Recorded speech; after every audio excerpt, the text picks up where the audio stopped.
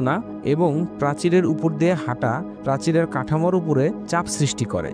চীন সরকার এই প্রাচীর সংরক্ষণের জন্য বিভিন্ন পদক্ষেপ নিয়েছে। তারা প্রাচীরের কিছু অংশ সংস্কার করেছে এবং পর্যটকদের জন্য নির্দিষ্ট কিছু পথ নির্ধারণ করে দিয়েছে। এছাড়া তারা স্থানীয়দের মধ্যে সচেতনতা বাড়ানোর জন্য বিভিন্ন প্রচারণাও চালাচ্ছে। তবে এই প্রাচীরের সংরক্ষণে আরও বেশি প্রচেষ্টা প্রয়োজন। আমরা যদি এই প্রাচীরকে রক্ষা করতে পারি তাহলে ভবিষ্যৎ প্রজন্মও এই অসাধারণ স্থাপত্য দেখতে পাবে।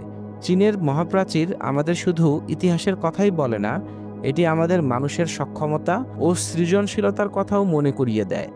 এটি আমাদের দেখায় যে মানুষ কিভাবে প্রতিকূল পরিস্থিতির মধ্যেও অসাধারণ কিছু তৈরি করতে পারে। এই প্রাচীর শুধু চীনের নয়, এটি পুরো বিশ্বের একটি সম্পদ।